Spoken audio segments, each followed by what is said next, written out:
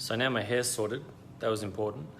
Let's talk about how technology changes the customer experience. What's actually happening at the most foundational level. Why does technology create such change in how we market to people? So foundationally, any new technology gives us new ways to talk to people, to send messages, to create marketing that influences people to action through different platforms, and those change. So that's what we're trying to do. We're trying to get people to take action towards a message, towards an end goal, towards a purchase, towards a conversion, whatever that is for our business. So that's when we're talking about marketing, and the customer experience is all of the touch points that get them there. So when we get significantly new technologies such as the internet or social media, the way we're able to do that changes drastically, and that means that we have to communicate in different ways, and it changes something very critical about the customer. And the major thing that happens is that customers get a completely new expectation. So really the customer experience changes because customers now have a different expectation of what's possible. So let's look at a quick example. Let's take buying stuff. It used to be the case that you had to go into a physical shop to buy something, and the expectation was once you're in that shop, you could shop around, you could try, sample, somebody would take you through.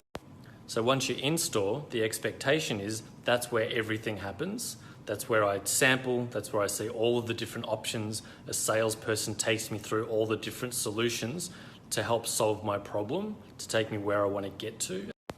And back in the day, a lot of that process could only be done in store. So you didn't have the technologies to enable that to happen in any other way. So that expectation was in-store retail was the key factor for sales.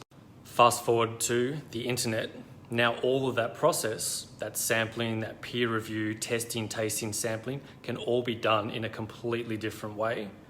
So how customers get to do that has changed drastically. So now because I'm able to do that, I now have an expectation that a brand provides me with that service. So my expectation has shifted to my experience is now I can do all of that stuff online. And yes, that's gradual. 10 years ago, websites were around, online was around, but it still wasn't as accepted that I could purchase online.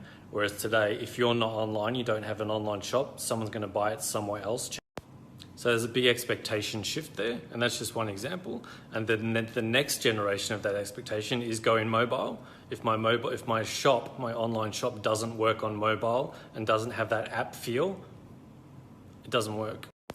So it's always a shifting environment, and it's shifting more and more and more as technology becomes more exponential and the change becomes more rapid.